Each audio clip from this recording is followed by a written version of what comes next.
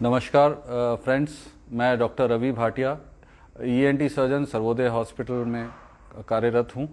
आज अगले कुछ चंद मिनटों में हम लोग ब्लैक फंगस, जो कि आज सभी के थॉट प्रोसेस में डोमिनेंट इशू है, तो हर कोई व्यक्ति जानना चाहता है और उसका एक रीज़न भी है, क्योंकि बीमारी अपने आप में एक भयानक बीमारी है। सारा समाज आज कोविड के एपिडेमिक के प्रकोप को झेल रहा है, लेकिन बहुत सारे मरीज जो अब हम देख पा रहे हैं, चिकित्सा जगत के लोग, कि जब कोविड से रिकवर हो रहे हैं तो वो ब्लैक फंगस की चपेट में आ रहे हैं। ब्लैक फंगस यानी म्यूकर माइकोसिस। म्यूकर माइकोसिस एक फंगल डिजीज़ है। फंगल डिजीज़ एक प्रकार का माइक्रो ऑर्गेनिज्म होता है, बैक्टीरियल डिजीज़, वायरल डिजीज़, उसी तरह फंगल भी होती है। फंगल क्या होती है? कई बार अगर हम देखें, छोटा सा उदाहरण है कि हम ब्रेड को बाहर छोड़ दें तो अगले दिन उसके अंदर एक गीलापन या एक ग्रीन कलर का गलन उसके अंदर आ जाती है, तो वो फंगस होती है। बरसात के मौसम में कई बार हम हमारे शूज़ गीले हो जाएं तो हमारे वाइट कलर की हमारे शूज़ के अंदर एक ग्रोथ हो रखी होती है, उसको ही फंगस कहते हैं। ये फंगस पहले भी थी, म्यूकर माइकोसिस भी पहले थी, लेकिन किसी कारणवश, जो अभी हम डिस्कस करेंगे, ये अभी पिछले गत हफ्तों में ज़्यादा हो गई। बेसिकली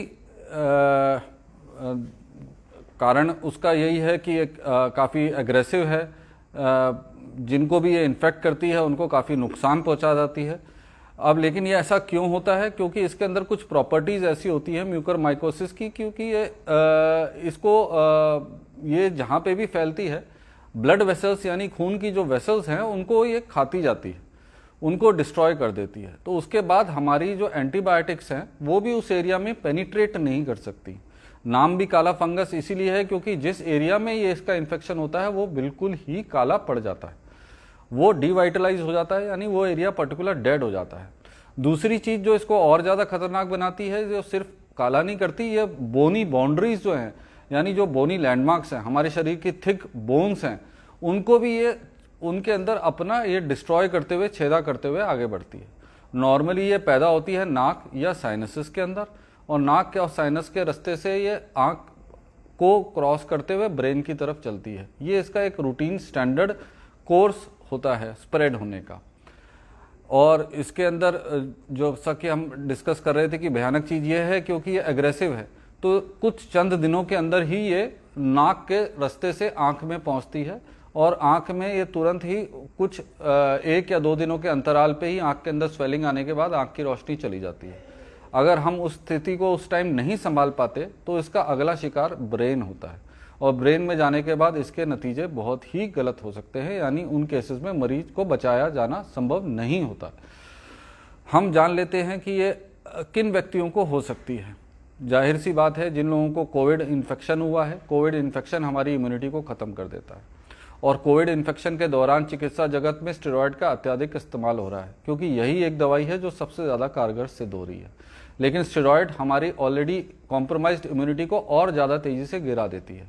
10 से 12 दिन का स्टेरॉयड का इस्तेमाल हमें और ज़्यादा अंदरूनी इम्यूनिटी को ख़त्म कर देता है। उस इम्यूनिटी को ख़त्म कर देने के बाद ये फंगस ज़्यादा एग्रेसिव या फलती फूलती है।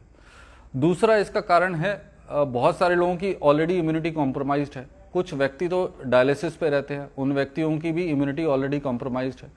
कुछ व्यक्तियों को ब्लड कैंसर्स की दवाई चल रही है, कीमोथेरेपी चल रही है, उनकी भी ऑलरेडी इम्यूनिटी कॉम्प्रोमाइज्ड है। कुछ व्यक्तियों को ऑर्गन ट्रांसप्लांट होता है, उन लोगों को भी, ऑर्गन ट्रांसप्लांट के मरीजों को इम्यूनिटी कम करने की दवाई चल रही होती है, तो वो भी इनकी चपेट में आने की काफ़ी ज़्यादा क्षमता रखते हैं। तो इस प्रकार का ये जो एक और सबसे बड़ा ग्रुप होता है डायबिटीज़ का। डायबिटीज़ हमारे देश में ऑलरेडी एक एपिडेमिक है।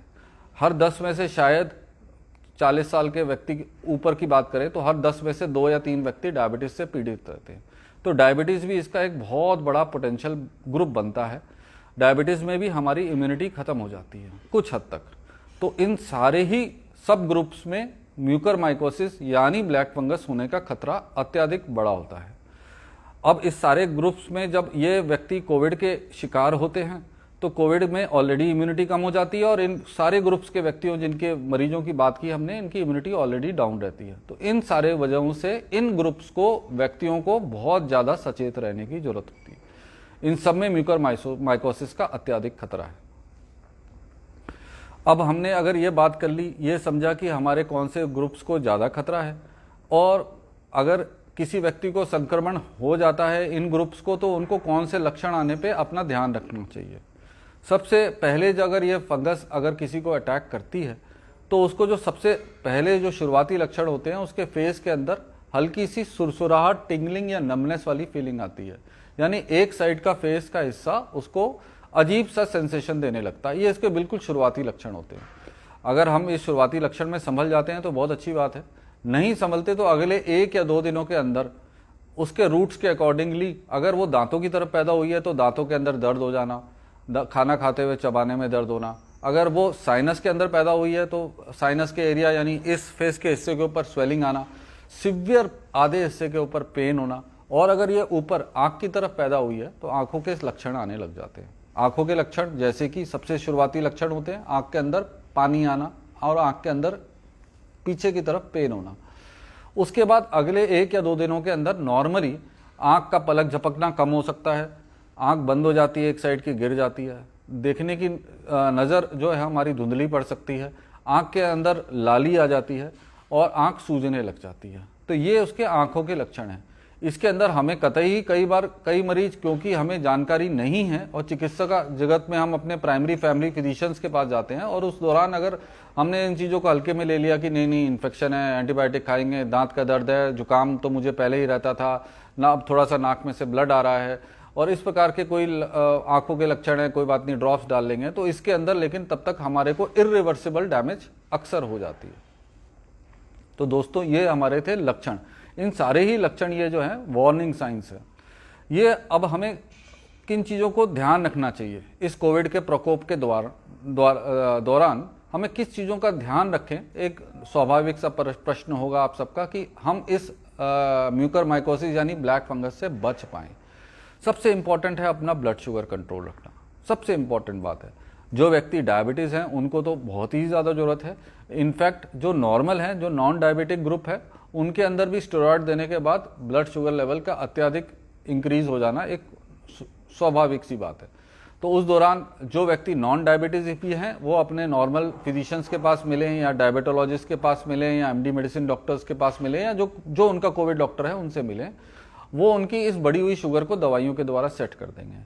और जो ऑलरेडी डायबिटिक व्यक्ति हैं जिनकी शुगर ऑलरेडी बढ़ी रहती थी, तो उनको कई बार इंसुलिन देने की आवश्यकता पड़ती है। तो वो लोग व्यक्ति इंसुलिन पे जाएं अगर उनको उनके चिकित्सक के द्वारा ये एडवाइस मिल रही है कि आप कुछ दिनों के लिए टीके लगा लें, तो वो उनके लिए बहुत ही ज़रूरी है। उस एडवाइस को नज़रअंदाज ना करें, क्योंकि अगर शुगर बढ़ गई और बड़ी शुगर के अंदर ये फंगस आ गई तो इसका इलाज बहुत ही कॉम्प्लेक्स है, जिसके बारे में अभी हम बात करेंगे। एक तो अपनी शुगर को कंट्रोल रखना बहुत ही इंपॉर्टेंट बात है। दूसरा, इस एपिडेमिक के दौरान हम लोग देख रहे हैं कि बहुत सारे लोगों को ऑक्सीजन यानी हाइपोक्सिया, ऑक्सीजन की कमी हो रही है, हाइपोक्सिया हो रहा है। तो इस हाइपोक्सिया के लिए पेशेंट को तरह तरह के फेस मास्क का यूज़ करना पड़ रहा है, नेजल प्रॉन्ग्स का यूज़ करना पड़ता है, ऑक्सीजन सिलेंडर से जुड़ी हुई पाइप्स का यूज़ करना पड़ता है, नेबुलाइजर्स का यूज़ करना पड़ता है, ऑक्सीजन के सिलेंडर्स रहते हैं, यानी ऑक्सीजन और मरीज के बीच में जो ऑक्सीजन आदान प्रदान करने वाली टेक्नोलॉजी का पाइप्स का, डिस्पोजेबल आइटम्स का इस्तेमाल करना पड़ता है। ये कई बार नाक के अंदर पड़ी रहती हैं और छोटा सा जख्म कर देती हैं, घाव कर देती हैं, या वो खुद इन्फेक्टेड हो जाती हैं। जिस प्रकार से हमें इन्फेक्टेड लोहे की कोई चीज़ लगने से टेटनस का खतरा रहता है, उसी प्रकार अगर हमारा ऑक्सीजन का एपरेटस कहीं से भी कंटामिनेट हो गया यानी संक्रमित हो गया, तो उसके द्वारा भी यह फंगस अंदर प्रवेश करती है।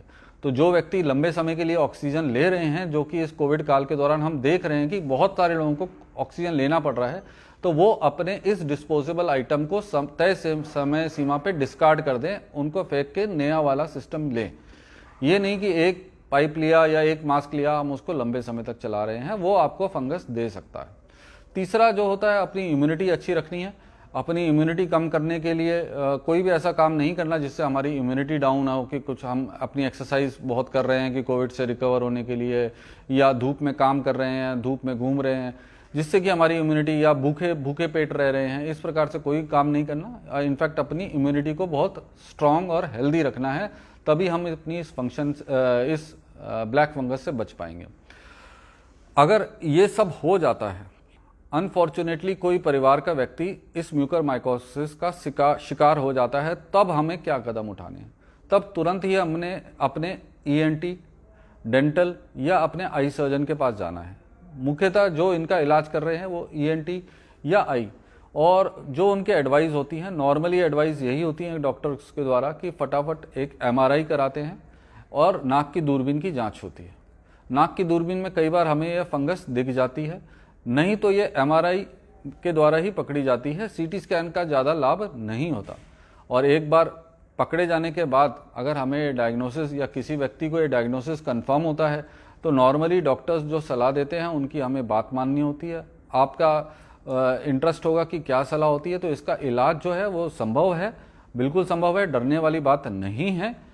इसका इलाज नॉर्मली इसका इलाज ऑपरेशन और दवाइयों के द्वारा, दोनों चीज़ों के द्वारा होता है। ऑपरेशन का कंट्रीब्यूशन लगभग 30% होता है, 70% कंट्रीब्यूशन इसका मेडिसिन के द्वारा होता है। एंटी फंगल दवाइयाँ होती हैं जो लगभग 15 से 20 दिन चलती हैं, लेकिन इसका इलाज काफ़ी खर्चीला है, क्योंकि जो आज की डेट में एंटी फंगल दवाइयाँ हैं वो काफ़ी महंगी हैं और वो बाज़ार में आराम से उपलब्ध भी नहीं है।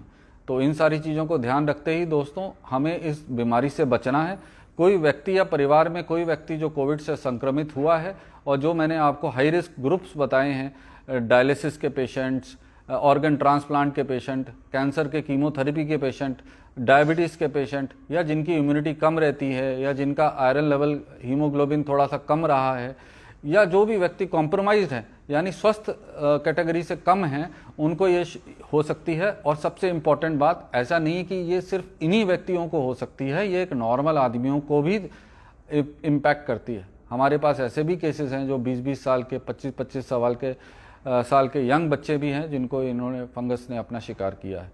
तो हमें ऐसे आराम से नहीं रहना है। और दूसरा सबसे इम्पॉर्टेंट बात, अपने ऑक्सीजन और ऑक्सीजन के पाइप्स, मास्क और ह्यूमिडिफायर्स जो होते हैं उनको बिल्कुल साफ़ और ध्यान से रखना है, और पॉजिटिविटी के साथ कायम रहना है। बीमारी बहुत बार, कई बार हमें मीडिया और इससे इतनी ज़्यादा सोशल मीडिया के द्वारा हम लोग इतने नेगेटिव और होपलेस भी हो जाते हैं। वैसा नहीं होना है, डॉक्टर्स के पास मिलना है, इलाज संभव है, लेकिन ऐसा नहीं कि सब कुछ ख़त्म हो जाता है, लेकिन बचाव में ही अपना ध्यान रखना है। Thank you.